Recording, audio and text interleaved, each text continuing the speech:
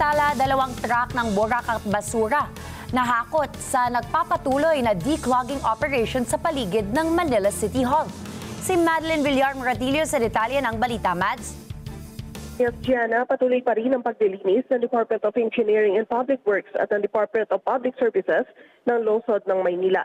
Yan ay para hindi na maulit ang nangyari noong nakalipas na linggo kung saan nalubog sa lampas 2 talampakan na lalim ng tubig baha ang ilang pangunahing kalsada sa lungsod. Mismo ang City Hall, pinasok rin ng tubig baha. Kahapon nasa 2 truck na magkahalong basura at burak ang nagulekto o nakonekta sa mga drainage sa paligid ng Manila City Hall. Partikular yan sa mga binuksang box culvert sa Natividad Lopez Street. Kaugnay yan ay mapila naman ang pamahalang lungsod sa lahat na maging mas responsable sa pagtatapon ng basura para maiwasan ang pagbabara ng mga daluyan ng tubig na sanhi ng mga pagbaha. Balik sa inyo dyan, Gianna.